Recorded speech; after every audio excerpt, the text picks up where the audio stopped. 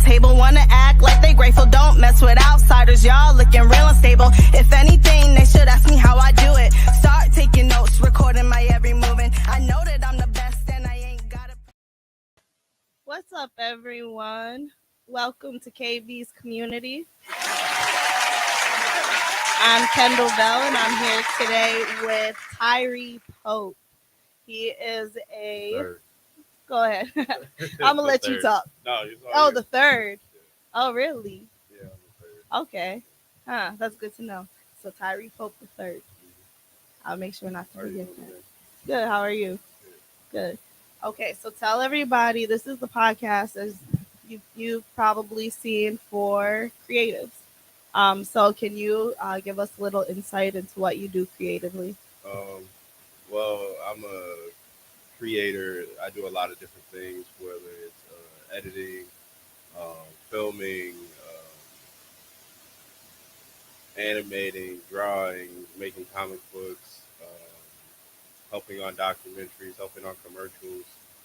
I do a lot of different creative things, and I kind of try to dip my, toes in the water wherever I can. Okay, that's interesting. So where did you get started? Like, what was the first thing you did creatively, and when did you start that? I'd say the first time I was being creative was like when I was in 7th grade. Probably, that's when I first picked up a camera. That's when I learned how to do graphic arts. That's when I learned the more creative side of things or technical side of things when I was like 12 years old. So going to Lincoln Center of the Arts kind of put me on a path that I kind of came back to when I was. That's cool. That's cool. So do you have a favorite of everything that you do? Like, what's your favorite to do? I just really like the direct. Sometimes it's nice to just be the person with the idea and facilitating the idea, mm-hmm. and then having people in place to kind of create the idea. Yeah. So it's kind of nice to, not be everything. Yeah, to have the vision and then have executors. Yeah. Yeah. So that's kind of my favorite part of, being a creative. Sometimes you are in different positions, and you get different experiences. So my favorite is doing it. Okay. That's cool. Is there a reason that that's your favorite? I don't know. Well, you kind of just... It's got a lot of different ideas, and I feel like I can facilitate them a little better than mm-hmm. sometimes you can do them. Right. I think it's kind of cool, though, as well, to be able to see your vision, mm-hmm. like, come to life through somebody else's eyes. Because I'm sure it's still even just a slight different perspective, but I think it's really cool because that's really when, like, ideas come together. Yeah, and so that's dope. It's like it's a team sport. Film in general is like a lot of the time it's not a lot of, let's say, when we're doing it alone as videographers. That's why I say videographers and like filmmakers are a little bit different. Videographers do everything alone pretty much. Like you're the video guy, you're the editor, you're the light, you're the DP, the gaffer, the lights. Like you literally carry everything as one. But when you're making films, you're a filmmaker. You need a team of like other people to help you because there's a lot more that's going on. There's a lot to go and it could be 10 people sets, it could be 100 people on set, but everybody has their own role. Okay. So what is the largest team you've ever worked with? Probably like 100. Really? Yeah. That's a lot of people. What type of project were you working on for that? I could probably talk about it if it came out. It was a WhatsApp. It was like a WhatsApp documentary for Giannis. Oh, that's cool. That we shot, and that was probably the biggest. That's really cool. The biggest set I've been on. Oh, WhatsApp documentary. Yeah, I didn't even know those existed. It's on YouTube and Amazon. Okay. That's dope. I'm gonna have to check that out. I've never watched it. Are you going to? Do you plan on it? Probably. I just never got to it. Get around to it. Yeah. I don't watch most of the stuff that I work on. Really? Is there a reason for that? You just don't get around to it? Or? Okay. I was there. But you don't want to see what it looks like through, like, the editor lens, but sometimes it becomes, like, lower to total stuff. Like, I kind of experienced it, so it's, like, a little different. Okay. I can understand that. But I feel like I'm just so curious of a person that even if I was there, I want to see what it looks like to everybody else. It's like an actor. A lot of Yeah. actors don't watch their movies. Really? Yeah. So Really? yeah, a lot Huh. of actors don't watch their movies. So it's Hmm. like, yeah, you can. You were there. You experienced it. Yeah. You gotta watch I could see that. Do you feel like it could ruin your experience to watch it if it. it's not like Up to whatever part that you thought yeah. it was gonna be. Uh-huh. Yeah, I feel like that's sometimes not my problem. Mm. It depends. Sometimes when you're working, like you're the director, you're in charge of this project. So now how can you know facilitate everything to get it to the vision that you want it to be? And Hmm. sometimes when you get that first draft back, it is not anything what you thought it was going to be. So Yeah. now, how do you nicely, professionally say this all needs to be changed? And Yeah. that's kind of the way it goes. So, Okay. Yeah. So you animate as well, yeah, I right? do 3D animation. I'll do it, and then I have an animation company where we got animators who are like staff. Okay. Oh, so you do 3D Yeah, animation. I didn't know that. there's a Okay. difference. It's like there's 2D stop motion, Uh-huh. 3D. Um, there's 3D is more of like the more realistic feeling, Hmm. and then 2D is more Like like the the cartoon. Pixar type. Yeah. Yeah. Okay. That's really cool. When did you start doing that? Probably last year, 2 years ago, Oh, that was so not pretty a long recently. time ago. But it was kind of me wanting to take matters into my own hands and like kind of be able to generate ideas that I wouldn't be able to with my camera. Okay. So trying to figure out how you can do high budget things without having to have a very high budget. Yeah. So, That's interesting. yeah. Yeah. There's a lot of people who use the 3D animation and the 3D assets that you can find for free online to make videos. There's a bunch of people in Milwaukee, and you just gotta find them. Okay. Do you feel like that's like still as good as the I guess whatever software you would use to animate on I mean, computers? that's what everybody uses. So everybody just Everybody uses uses the pretty much when it comes to 3D animation. Let's say a you watch the new Spider-Man into Across the Spider-Verse. mm, That's all done on most likely Maya, and that's a paid 3D okay. animation software. So normally the bigger companies are going to use the more expensive Hmm. software, but There would be a it difference in all quality, translates. I Oh, assume. yeah, I feel like, Okay. I don't think there's a true difference in quality. Okay. It really just depends on how much you know what you're doing. I It got all you. depends on knowing the system that you're using. Okay. So that's why I say anybody can learn it because it is a software at the end of the day, Hmm. and you can learn the software. Right. Anybody can learn Yeah.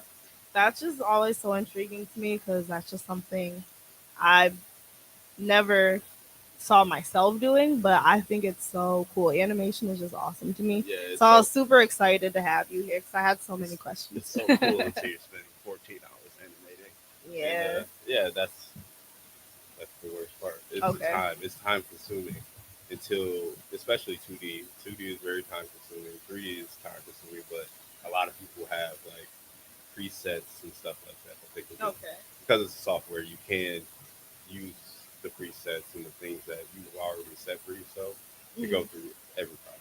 Okay. So it becomes easier. Got you. So I guess that's why it's like it's kind of pricey because you have to make sure that everybody gets compensated for the fact that they're sitting there doing 14 plus hours of Yeah, work. That makes plenty of sense. it is pricey. A lot of people, like I said, charge thousands. You know, Hmm. um, we had a client that we quoted.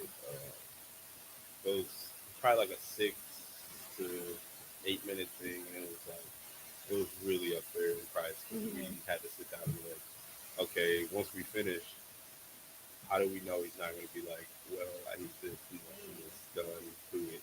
And you got to put in time and know that okay, for the future, if we have to work on this again, and like fix some things and rework some things.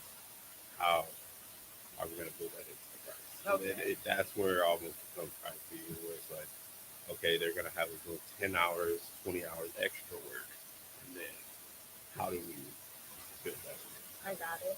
So, do you add on like an extra price for editing after it's done, or do you just build in? it directly It into builds the? directly Okay, because that makes sense because I could see people just doing you have too to much, rework the arguing with entire. you. I always say like if you're leaving this, there's two ways we can go. You can give me full creative direction in whatever ideas we agree to, and I come to you with the ideas. We agree to those ideas. Now we're sticking to that idea. And Mm-hmm. really, the only person who can ask for fixes and like changes is if it does not fit the original what we agreed on, the Okay. original storyboards, the original stuff. If it does not fit that, then we can go back and say, hey, let's change that, and that. But we're Mm-hmm. not changing the entire thing. Yeah. So, how did you go about building your animation company and like finding a team to do that? And like, what inspired you to want to do I kind of got lucky in a way. Well, so you get lucky. You find the people that you need for your own stuff, and then it becomes like, how do I build faster without necessarily taking money out of my pocket, but still putting money into these animators' pockets. that? Okay. So it became, how do we, you know, build a business with me as the creative director and you guys as the animators, and then they don't want to be known. Like they don't, like one of the animators does not want to even be tagged half the time. It's like, Okay. yeah, I just don't even want people to know who I am. Mm. So he's like, I'm just an animator, and that's all I want to do. Yeah. I don't want to be a face. Okay. I You can know? understand that. Yeah. So they don't want to be a face, but they still want to animate and they still want to make money. And it's hard today, especially to not be the face and make money, because Yes. like everything's like, hey, you have to make content every single day. Yes. You have to do all this stuff. You have to be on YouTube, be on TikTok, be on Right. Instagram. And a It's lot of people exhausting, don't want to do honestly. that. Right. And it's like, if I can take that burden off of somebody Mm-hmm. and I just be the face, and then we still facilitate and make great content, and you still get paid, you still get to do what you want to do for a living. That's all I want for Okay. both. Eventually, yes, it'd be nice to only be able to do this, Mm-hmm. but it's kind of like what we're building to is to be like, okay, we can have bigger clients. Maybe we work with the ESPN or a HBO or something to help on a project. So, Okay. Yeah. I love that idea. I yeah, think that's really dope. yeah, because like I said, a lot of people don't want to do that. Mm-hmm. I don't want Yeah. to do That's it. kind of like the same idea behind like songwriters using different names when they put, their name on something. They use like the alias or something. Yep. Yeah, I get People, it. book writers, everyone does that. So Hmm. it's like a lot of people who just want to be to themselves Right, and they're not social media people. So right. it's They like, still want to be creative. and that's kind of the platform I'm trying to build. Where it's like, okay, we're not necessarily uh, animation studio, but we might be like agency in a Yeah. way. Where it's like we have these creators who can go through us and get work without doing any work. You Yeah. know, but we can contract them for different things, and people come through and say, "Hey, I need a poster made up," or "Hey, I want to make a comic book. How can you guys help me do it?" So it's like, okay, this is produced by us. Yeah. Yeah. So, where does most of your clientele come from? Honestly, Instagram or me, literally me. So Okay. it's like Promoting. I will I will hear a song. Okay, so there's a song we're working on right now, Mm. or a video we're working on right now called "Forever with You." Um, it's by a producer named Destroy Boring, and then the artist is named Belize. Okay. I met Belize in LA at Rolling Loud right after she had performed. Me and I used to song interview with her for Carpet Song. But I heard the song and I was like, oh, I have an idea for this. It'd be nice if we could do the video. So pretty much, I went to the producer, laid out the idea. He said, I love this idea. And he said, how much would it cost? And Mm-hmm. that's literally how it went down. You tell them the price. This is how much it'll cost, and this is how much it'll, be in the end. And if they agree to it, they agree to it. If they don't, they don't. Yeah. They pay the deposit. They pay the deposit. Mm-hmm. Once you pay the deposit, we kind of can get started. Yeah. So how do you tend to go about networking then? Because obviously that's a big part of your job, especially if you're the face. Yeah, networking is tough. I don't really like networking in a unnatural way. I agree. Mm-hmm. So I don't like spamming people. I don't like spamming people's comments like let's work, let's do this. Mm-hmm. I'd rather It it looks be thirsty. natural. Yeah, I'd rather it Yeah. be like, okay, you saw my work, so now you want to work. Mm-hmm. Like that's what I've been getting some of that lately, where it's like I'll follow somebody and then they'll see that I followed them, and then they'll look at my work and then they'll comment and say something Mm-hmm. about it. But it's hard to network. You just really got to put yourself out there Right. and say, hey, this is what I do. I have an idea. I heard your song. I have an idea for this. This is how much it costs. Like, and just go. And if it works, it works. If it doesn't, you still try. It's Right. not everything is gonna work out. Exactly. We've had projects where it just didn't work out. Like Mm-hmm. we got all the way to the point where we've had meetings, had what's that Sprite before I came in. We had meetings. We had face to face talking about the project. Pretty much laid the project out, and then they're like, we don't. Aw. Like Yeah. it becomes that. That's time It's kind of consuming. like hit or miss. Yeah. And then it's like the animators. I tell them like, oh, we have this coming up, and Mm-hmm.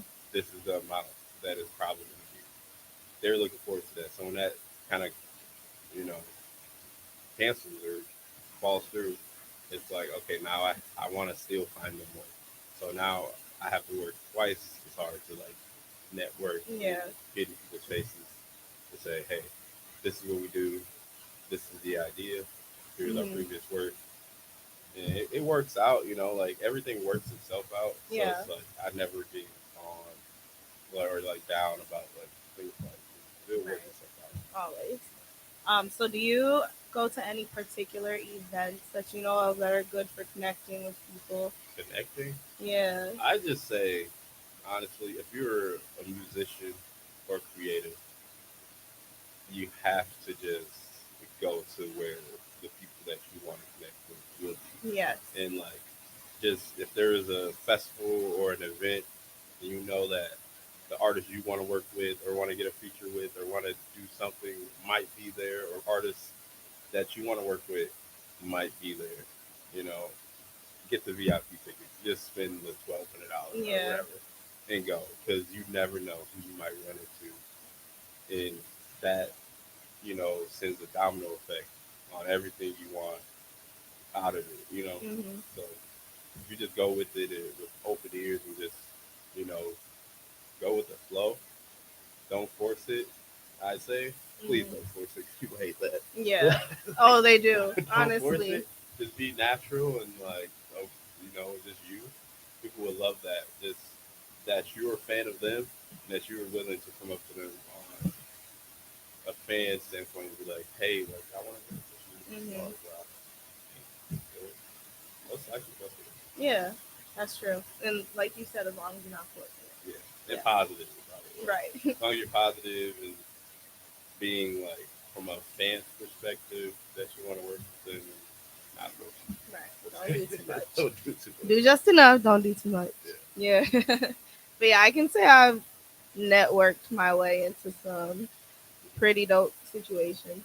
Um, some rooms I didn't think I could get into. Some backstages I didn't think I could get into just by being me. Yeah, like just be yourself and don't force it, like you said. It's exactly. Yeah. That's one thing I've learned. Is normally when people force it, it becomes like almost like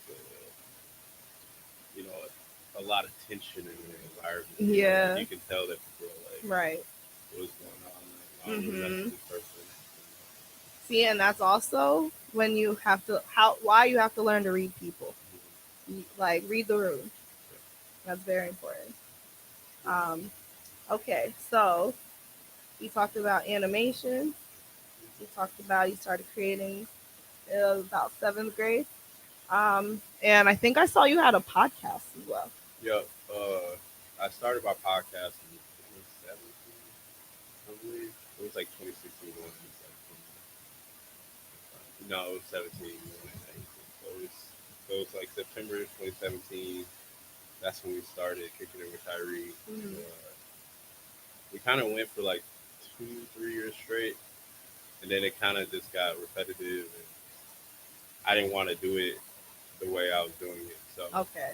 it becomes a point where it's like you could keep doing the same thing over and Mm-hmm. over and over again, and not like I won't say not getting anywhere with it because kicking it with Tyree has opened the doors for everything I've ever done to this day. It is literally people know me from that, and Mm-hmm. that has opened the doors for literally any and everything I've done since then. That's dope. So it's like it's not that I was tired of it; it was more Mm-hmm. that I was tired of doing it the same Yeah. way. And I was making plans to, in 2020 when I first stopped, I was making plans to like make a different way for it and like Mm-hmm. put it on a different level. Yeah. And pandemic hit, it kind of like Fell by slowed the back. wayside. Yeah. Okay. And it's still something on my mind that's restart, but Mm-hmm. I'm in no rush. Okay. You probably have enough going on right now. Yeah, I, Uh, I, I can't edit it. That's the part. oh, okay. That's my least favorite part about it. It's like a lot of the times it was just me. Like Mm-hmm. it was only me, my camera. I'm setting up everything, and then I have to set up everything, make sure everything's recording, make sure everything's going, and then go home again. Yeah, So that became kind a of lot of work. a little too much, plus work, plus paid work. So I wasn't getting paid for it, Mm-hmm. and I was like, oh, it's kind of getting in the way of me, my paid stuff. So Yeah. like, I'd rather Only as a creative will you understand that. You got Exactly. work and you got paid work. You got work. But that shit's getting, For real. it's just getting in the way. So it's Yeah. like, how can I? One day I'll probably bring it back and do it the way I've always wanted to do it. But Mm, first, I'd rather be in a comfortable position. I understand. That makes sense. Yeah. What was it about? Was it just was it like an interview It was podcast or? an interview podcast. Originally, it was like we did skits. So like we do the interview and then we come up with like 2 or 3 skits to do on the fly. Like we do it like right there. Mm, So that was the original premise of it all was like we wanted it to be like a mix between like a SNL mm-hmm. and an interview show. Okay. So like you get to know this this artist, but you also get to see them in an uncomfortable situation where Mm-hmm. they're trying to be funny or or not being funny, Yeah. or it's just corny, we don't know. So People love that because that makes you relatable. Mhm. Yeah. I'm definitely trying to think about how I'm going to rebrand for the new year. This was kind of just my intro into it. I only started doing this in like June. And I'm actually surprised at how good of a response I've been getting and how many people have been wanting to be involved. But I would like to start doing a little bit more, like adding games and that kind of stuff, just make people, I want it to be fun for everyone. So, Yeah, for sure. yeah, yeah. I don't think I want to start adding that. DJ Jerry does a lot of like games in between the show. Okay. And, that's somebody I try to watch. For me, like I said, with the interview show, it became like who's only like I get that it becomes bigger than you would think it becomes. Exactly. Like even you might only get 50 people to see it on your YouTube. Mm-hmm. But really, like, However, there's literally thousands of people probably watching you. You don't exactly, know because your reach is you farther reach. than you think. Yes, The views, especially on like Facebook. You post it on Facebook. You post it on mm, Instagram. You post it wherever you're going to post it. There's a lot more people seeing it than you think, and then right, it kind of goes further and further, and more people are going to ask you to be on it and be on it, exactly. and it's almost like at that point you need like a. I wish I would have had somebody who was like my producer in a way where it's like Yes, they handled all the guests and they handled all the facilitation of like yeah, bringing them in and making sure the interview just went down, hmm, because that's where it became like almost a problem with me, where it's like there's so many people asking to be on the show. I don't have that much time in the day yeah, because it was yeah. there'd be days where it'd be me, Justin, in High Five Studios for 9 hours, shooting 9 episodes in a row. Really, Just literally back to back to back to back. We have a chicken break, back to back to chicken break. back, back to back to back to back, and it's like, oh my god, it was so exhausting. It'd be me, or it would be me, Keenan, and Justin, or me and Keenan, or me and Justin. It depended on the day, but and I did live here at the time. I Mm, was in Oshkosh for school still, and I was driving back and forth. okay, So it's like, yeah, it becomes exhausting doing that every weekend. yeah, I'm And sure. and so yeah, Because I yeah, can tell you, there's some days I don't want to get out of bed just to come here to do this, especially since I do it on weekends. yeah. Like I get that, but Yeah, I did so it I on can't even weekends too. So imagine it's for like you driving from Oshkosh. originally it started with me and my friend Lexi. Um, so it was me and her. We would sit in our pretty much we would rent out our college studio, music studio, and we'd be there from literally 9 to 5, like all day, That's a nine whole to 8 hour five, shift. literally 9 to 5, and like I'd have 5 people who might come in between that time, and then we'd be thinking about skits and stuff that we could do, and then three out of five might come in that 8 hours, and you get like a couple 3 episodes in. But we did that every Sunday for like 2 3 months in a row, Hmm. and like I said, it becomes exhausting. It's like Yeah. you're in school, you're trying to do this, and then eventually that way of doing it just died off. It's Okay. like, how can we do this more Yeah. efficiently? So then, how did you decide to do it more efficiently? Became more of a Vlad TV style thing where it was like I'm sitting behind the camera, and then the person's just directly in front of the camera, and we're not. I don't need to necessarily interact that way. It's a little different when you're on camera, and then you're talking back and forth to someone Mm, versus when somebody's like right there, and then you don't feel like you have to be so engaged that's true. into like every single person. You can just ask Mm, your questions, and it's more like this is for them versus like me having to worry about what I'm doing. yeah. All the time. Right. More of like a prop to them. Yeah, it's like Yeah. okay, this is not for me. This is for the artist, and then I kind of brought it back where it's like me in there and kind of getting closer and closer to where eventually I wanted to do more of like a late night show where it's like a Jimmy Fallon or Hmm. you know Jay Leno. Jay Leno, Jimmy Carson. Okay. So, did you ever get around to doing it that way? Like I said, pandemic happened. It just never happened. Okay. But Will you keep that idea for a later date in case you do decide to start your podcast? yeah, I just don't know if I'll ever get back to that point. Okay, I'm at that's this fair. point. I am nowhere in the mental state to do a podcast Okay. or like facilitate produce that because Mm, it's so much work and you have to do it frequently. You right. can't just do it like once a month. You have to do it Because you have to every be week. You consistent. have to be Yeah. weekly.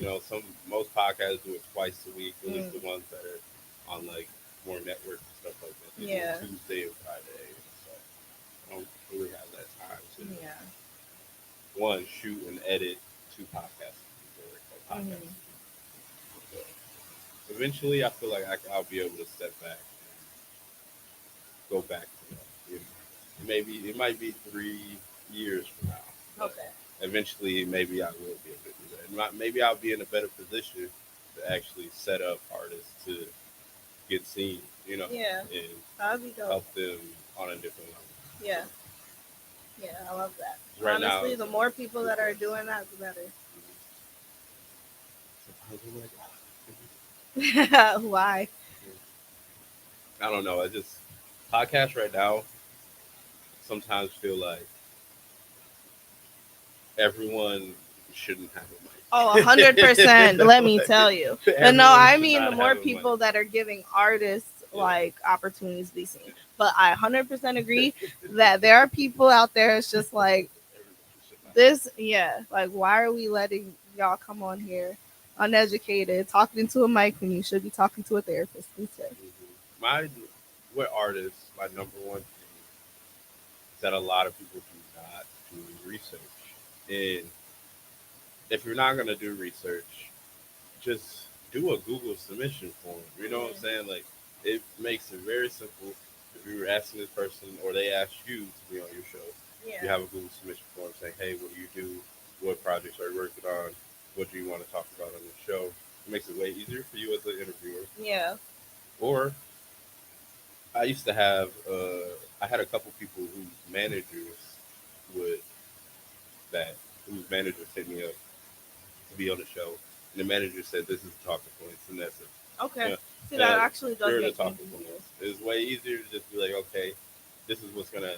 He knows that this is what's gonna make them passionate and talking for a long time, Right. and you can stick to that. You could also throw your own questions in there, yes, but as long as you know, have that research, it takes sometimes 5 minutes, Right. to do research Right. right before, Like, listen to a couple songs, just exactly. know a little Have bit about the something to ask person about them. in front of you. But it also becomes tough for artists because newer artists don't have that much background, they don't Hmm. have that much music, but See, that's when a lot I of people don't do resort to their research. social media Mhm. and just you look through their social media, you kind of get the gist of what they do, who they Mhm. are, and then from there you can kind of form questions. Um, yeah, 'cause yeah, not like you said, not everybody you can just Google and have something on them. Yeah. That's why that Google submission form is a cheat code. Well, it's a cheat code, but it also is like it's helping you get an understanding of the person that's sitting in front of Hmm. you. And sometimes it could be awkward, like I've had interviews where it's like, I have no idea who this person is. And then my basic questions, they're not doing any, like, they're not giving me anything from, 'cause sometimes, like, as an interviewer, you can take what a person says Hmm. and then keep coming up with questions off Right. what they're saying to Right. you. And when the person is just like, yeah, I was just in the studio and I just recorded it, like, and then they go blank, and you're like, Yes, you're sitting there like, so how are you feeling in the studio? And I Yeah. don't know. It just I've been becomes, there. Yeah. it's like it becomes a 12-minute interview, and then they're mad that it's 12 minutes. Mhm. I'm like, No, I well, ain't got shit else to say. if you You ain't want to had talk nothing to say. for if you want to talk for the full 12 minutes, it would be 20 minutes. Yeah, right. But it's really me talking for Mm, 12 minutes. And you say, yeah, right, exactly. Like, yeah, because I definitely do kind of rely on, I always have my few talking points that I want to bring out, but I also do rely on you to, yes, to talk because I am somebody who I want my questions to seem genuine. So I want to go off of what you're already saying. And you just got to give us something to work with, right? gotta give you something. So, No more cool cat stuff. I hate the for cool real. cat stuff. Like, yeah, stop seeming cool.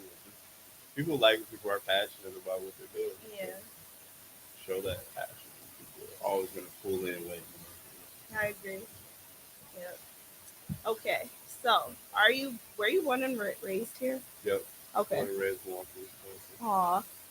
What do you love? Okay, so what do you love about the city? What's your favorite thing about it? And then what's your least favorite thing about it? My favorite thing about Milwaukee. Water, obviously.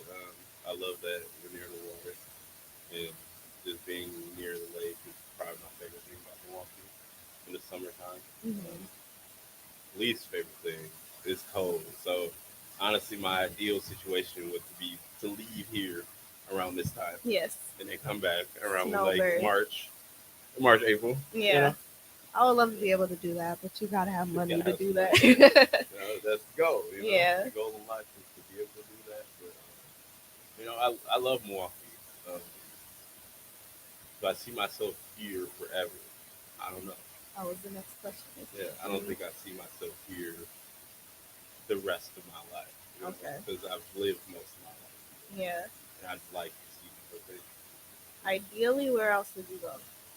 Because of what I do, there's only a couple places you can go. That's true. Yeah. So, because True. of what I do and what I want to do with my life, from a entertainment standpoint, LA, Atlanta. Atlanta, New You York, knew that was the first. Houston. Houston's up there, Mm-hmm. but it's not like an entertainment hub. No, but it's growing. But it's growing. It's like a growing city. Mm-hmm. But the traffic's crazy, so I don't know if I go there. LA and Atlanta are obviously in New York are like my top three choices. But I kind of mostly I like water, so it's I LA. Okay. Yeah, I agree. I love water. Me too. I've lived near water like my whole life. I lived in New Jersey as a kid. And so we lived probably like half hour from the ocean.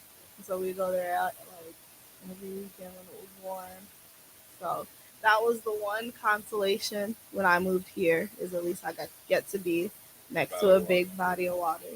I feel like that's almost I need that. If I don't have that, I don't think I can move to that place. I'd be miserable. I feel you. I go to the lake all the time by myself. And Yes. it's like Sit and think. and if I don't have that, I'm like, I'm moving. I free move therapy. very quickly. Like I'd be out of there very quickly. I don't I have like 6 months, and I'd be like, yeah, this ain't working. Ain't no fresh water. Yeah, I couldn't do that. Yeah. Okay, so is there any questions that you wanted to ask me?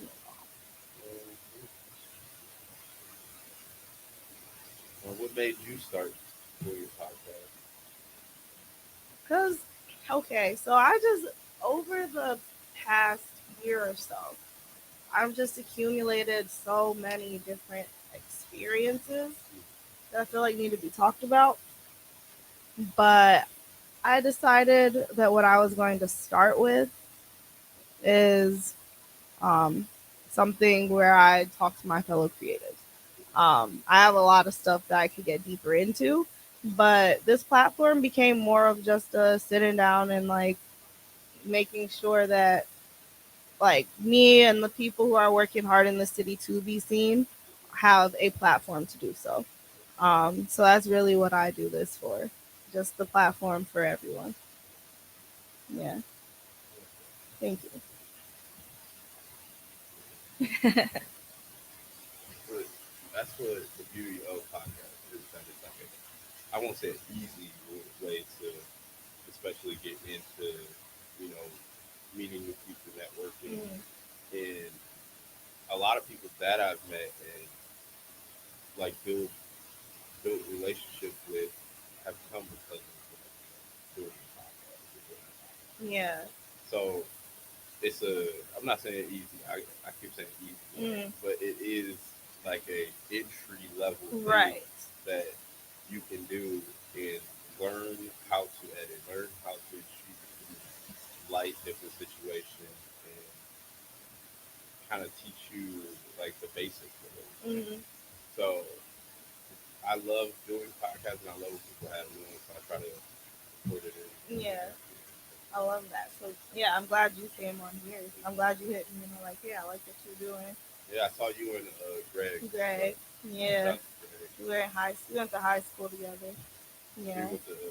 And then I think it was like junior year. We both worked at like a memory care doing like servers in the kitchen. Yeah. So everybody works so in the kitchen. exactly. It builds character, honestly. Yeah, you worked in the kitchen before. Exactly. But it's like it's such a high pace, like high stakes position to work in the kitchen sometimes, especially when it's a busy restaurant or like one of the fancier ones, or the fake fancier ones. I always say they still Mhm. use the same food, but Mhm. like it's so high paced. You're like, man, I should just leave this with right Exactly. now. That's I always think my thing. everybody has that thought. Yeah, that's why the bear resonated with some people. 'Cause it's like that fucking ticket counter. So you hear that ticket go, you're like, oh. Then you hear like 4 or 5 tickets go, you're like, how many pizzas do I need to make? For real. Greg said to me, he found out I still worked with the elderly for many years after that, and he was like, I don't know how you ever went back. Because let me tell you, working in like the kitchen of a high end memory care, that's a different type of clientele. Like they gonna tell you how it is. Yeah, Real demanding, but they're also cute and sweet and funny. So it's yeah, they can be.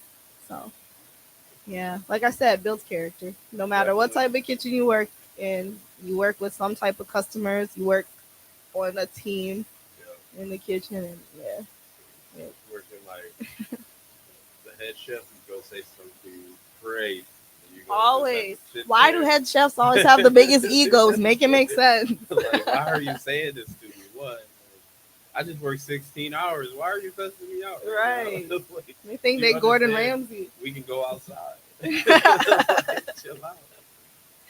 But That is funny.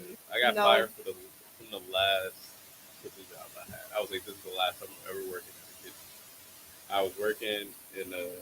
It was like Memorial Day. Or no, it might have been Labor Day. It's Labor Day. I'm I'm supposed to leave at 4. Actually 3. I was supposed to leave at 3 because I was there from like 7 to 3. All of a sudden I'm there. It's 9 o'clock, 9 p.m. And I'm like, yo, I'm leaving. I don't care what's going on. I am going home. I finished my tickets. I was like, I'm going home. All the food was right there. It was like, oh, if you're leaving, then don't come back. I'm like, then I sounds won't. about right. Then I won't, bro. it Like, I'll find another job. is funny because if you never, even if you've never been that person, you've seen that situation Just happen. seeing it happen, dude. It's You just never see that like, person bro, I again. just worked like 16 hours, bro. You told me not to come back. You know I'm not coming back. Yeah, Like, no, that's so funny. It's a different type of environment in they there. do not care about you at Whole all. new world. They gonna At hire all, at somebody else all. next day. Exactly. All right. Well, it's been a great conversation. We're gonna start wrapping it up now. Um, I think it's really great what you do. I love that you have so many different creative avenues. I think like I said, animation is super dope. Um, and yeah, thanks for doing what you do and keep being an inspiration. Thank you for Appreciate having you, me. of Appreciate course. it. Thank you And guys for goodbye to watching. the viewers. Thank you for listening, watching.